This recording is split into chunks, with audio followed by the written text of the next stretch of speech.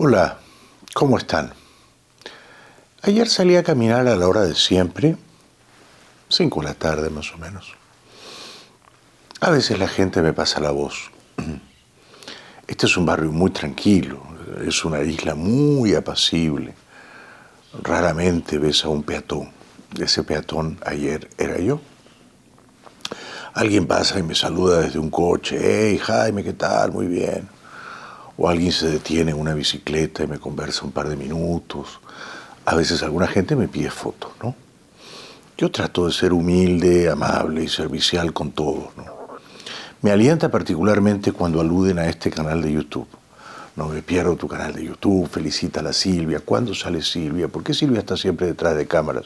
Muy buena pregunta, un error que pronto vamos a corregir. Y me encontré caminando con el científico loco, yo lo llamo así, el científico loco. Es un personaje adorable, de pelo desgreñado, canoso, de aire distraído, generalmente con sombrero. Nos parecemos mucho él y yo. Y él estaba, creo, con su mujer. Ya la presentó.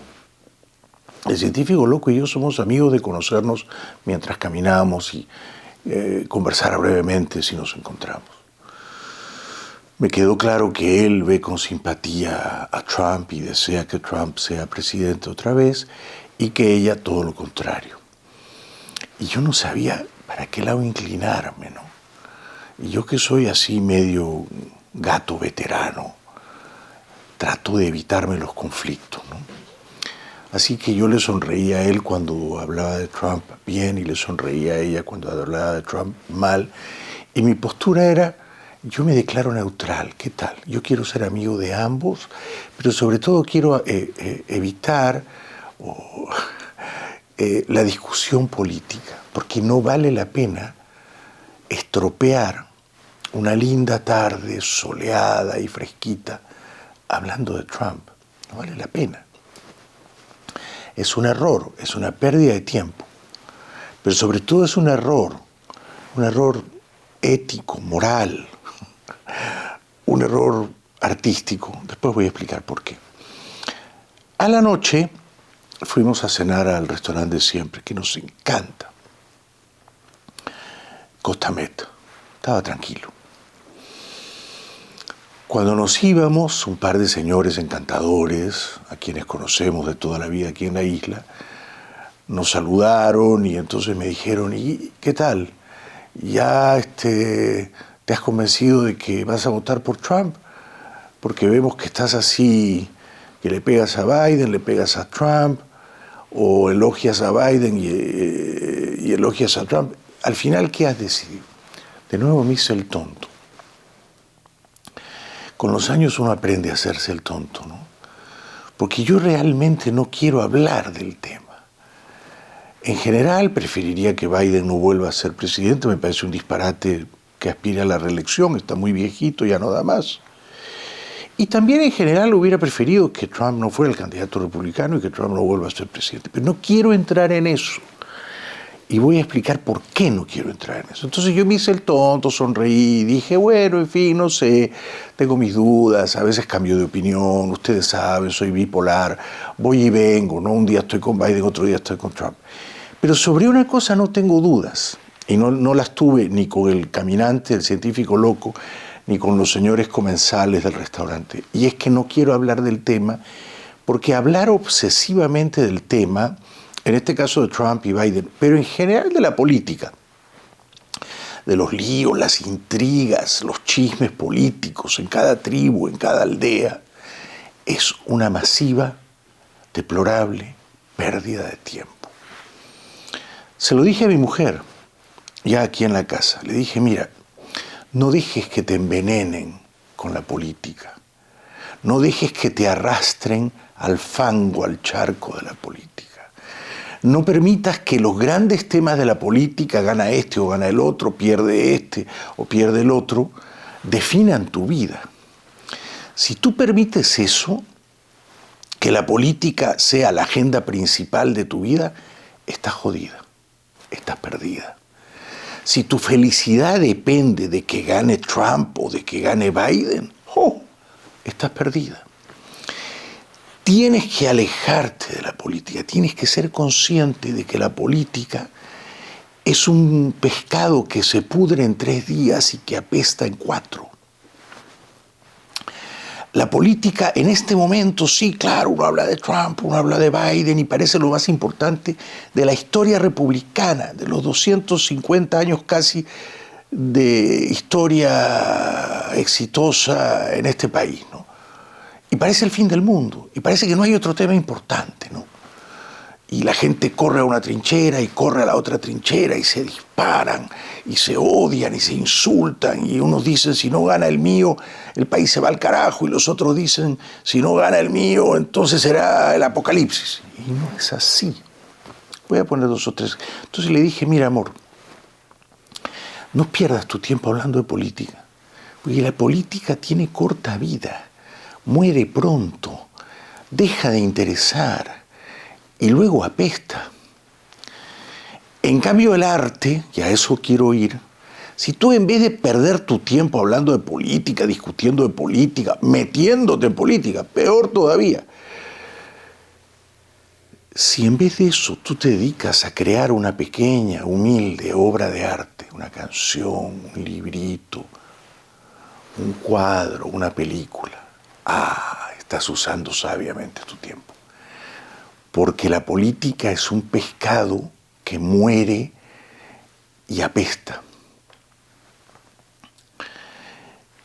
Y el arte, aunque sea humilde, aunque sea una minúscula tentativa artística que sale de la zona más limpia de tu creatividad, el arte, si has logrado rozar el arte, si has logrado consumarlo, el arte perdura.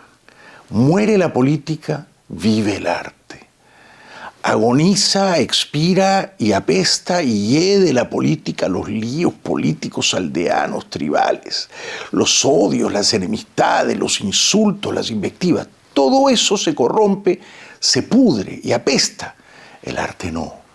Un buen cuadro, una linda canción, una película memorable, un libro inspirador.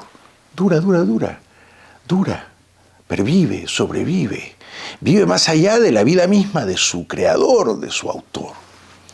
Entonces yo le decía, mira, te voy a poner 3 ejemplos. Supongo que ya Silvia estaba dormida mientras yo le decía estas cosas, ¿no? Porque yo la pongo a dormir. Soy muy eficaz cuando me pongo así en plan de motivador o de sabio o de analista de la condición humana. Yo sé que la pongo a dormir, pero la amo. Y quiero compartir con ella algo que yo he descubierto muy tarde. Y es que no hay que perder el tiempo discutiendo sobre política. Vamos a ver. Principios del año 1937, ¿ok? Guerra Civil Española. Van a ganar los fascistas, van a ganar los franquistas, bombardean el pueblo vasco de Guernica, es una matanza, es un baño de sangre. Y luego está el arte. Picasso, unos meses después, pinta ese cuadro gigantesco y eterno que es el Guernica. Entonces uno dice, la gente ahora, tantos años después, casi un siglo después, ¿no? La gente habla de Franco, de los fascistas, de los republicanos, de Azaña. La gente habla de Franco, no, la gente habla de Picasso, ¿no? ¿Sobrevive el discurso político de Franco y de los fascistas? 0. Sobrevive, impresiona, sobrecoge el cuadro que pintó Picasso en medio de la guerra civil. Eso es lo que sobrevivió, eso es lo que vale el arte. Si Picasso en vez de pintar el cuadro se hubiera enrolado en el bando republicano y a lo mejor lo hubieran fusilado, imagínense. No se metió, o no tanto, claro, fue comunista, declarado, iba a algunos congresos comunistas y perdía el tiempo y seguro que al final se arrepintió, pero pintó el Guernica. Segundo ejemplo, 1968, el año más sanguinario de la guerra en Vietnam, el peor de todos. Ese año Estados Unidos perdió como 17.000 soldados en Vietnam. Una guerra que no ganó, una guerra que perdió, en total perdió como 60.000 soldados. Quiso derrotar a los comunistas de Vietnam del Sur, no lo consiguió. El año 68 es el año peor. En este país no se hablaba de otra cosa, ¿no? Todo el mundo hablaba de la guerra en Vietnam, si había que seguir, si había que irse, si había que matar a todos los comunistas o retirarse honrosamente y aceptar la derrota, ¿no? Los jóvenes, los artistas, progresistas, los militantes de izquierda salían a las calles, protestaban, decían que Estados Unidos debía irse de esa sangría que era la guerra en Vietnam. Luego los conservadores, los republicanos querían matar hasta el último comunista en Vietnam, pero se hablaba de otro tema, ¿no? Ese año, 1968, un escritor nacido en Arequipa llamado Mario Vargas Llosa escribía la más genial de sus novelas, Conversación en la Catedral. De sus obras maestras, que son 5 o 6, esa es la mejor de todas. Si Vargas Llosa ha escrito una obra maestra perfecta, virtuosa, admirable, es Conversación en la Catedral. Entonces, ¿qué queda? Tantos años después, más de medio siglo después, ¿alguien habla ahora de la guerra en Vietnam? Nadie habla de la guerra en Vietnam. Pero alguien puede abrir y leer con fruición, con deleite, Conversación en la Catedral. Sí, ¿verdad? ¿Quién perdió el tiempo? Yo creo que perdió el tiempo en que salía a las calles a protestar, tenemos que retirarnos de Vietnam. Yo creo que todos ellos perdieron el tiempo. En lugar de estar haciendo eso, Vargas Llosa estaba encerrado como un monje anacoreta, viviendo con austeridad y escribiendo obsesivamente, sin hacerle concesiones a la comodidad ni a la frivolidad, su novela capital, ¿no? Conversación en la Catedral. ¿Quién ganó? Ganó el arte, ganó la novela, ganó Conversación en la Catedral, ganó Vargas Llosa. Último ejemplo, mediados del año 1974, Nixon se tambalea. Han encontrado que pinchaba teléfonos, que sembraba micrófonos, que espiaba a sus opositores. El escándalo de Watergate, que ha sido expuesto por The Washington Post. Nixon se ve obligado a renunciar, porque ha actuado como un criminal, como un mafioso.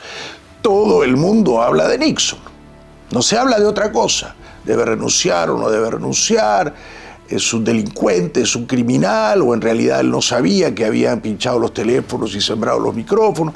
Nixon y Nixon y Nixon, como ahora es Trump y Trump y Trump.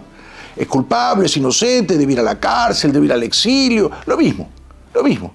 Ha pasado exactamente 50 años, ahora se habla de Trump, antes era Nixon. Ese año 1974, los Rolling Stones lanzan una canción, It's Only Rock and Roll. Muy bien, ha pasado medio siglo. Ahí está la canción. Pueden entrar ustedes a cualquier plataforma musical y la van a escuchar, y es una canción cojonuda. ¿Alguien habla de Nixon y de Watergate? Nadie, nadie. Entonces sobrevivió la canción de los Rolling Stones, It's Only Rock and Roll, y en cambio a nadie le interesa hablar ya de Watergate y de Nixon. Entonces, y aquí termino, y esto fue lo que le dije a mi mujer anoche mientras ella dormía. Mira, ahora todos hablan de Trump como si fuera eso y nada más, ¿no? Pero en 10 años o en 15, Trump estará muerto, Biden estará muerto, nadie hablará ni de uno ni del otro. Pero en este momento, mientras hay un montón de gilipollas hablando de Trump, hay por ahí un artista, yo no sé quién es, que está escribiendo un libro, que está pintando un cuadro, que está componiendo una canción. Ese artista puede ser tú. Ese artista puede ser tú. Y esa obra en ciernes, en proceso de creación y de desarrollo, puede ser un pedacito de arte. Y entonces, en 10 o 15 años, cuando nadie hable de Trump y de Biden porque estarán muertos y olvidados, ¿no? Entonces, esa obra de arte que tú has logrado materializar, cristalizar, ¿no? Bajar de las nubes de tus delirios y fantasías y convertir eso en una cosa real, una canción, un cuadro, un libro, una película. Eso, ya verás, sobrevivirá a los escándalos políticos pasajeros, fugaces, de corto tiempo y de corta vida. Conclusión, en noviembre ganará uno, ganará el otro. Ganará Trump, ganará Biden, de repente Biden no es el candidato, no sé. De repente Trump gana por paliza, que es lo que parece, ¿no? Y gana con un aluvión de votos. ¿Vamos a permitir ustedes y yo que porque no ganó nuestro candidato preferido nos vamos a deprimir? ¿Vamos a cuestionar el sentido de la existencia? ¿Vamos a decir nos vamos de este país? Por favor, el refugio está en el arte, en la belleza, en aquello que tiende a ser perdurable, eterno, inmortal, en aquello que no se corrompe y que no apesta, y que tantos y tantos años después alguien puede contemplar arrobado y decir, esa persona pasó por el mundo y su tránsito o su travesía no fue completamente inútil o irrelevante, porque no perdió el tiempo hablando de los líos políticos, tribales, aldeanos de su tiempo, y encontró la manera de huir de todo eso, de ese charco, de ese pantano, para crear belleza o para perseguir la belleza que es el arte. Seguimos.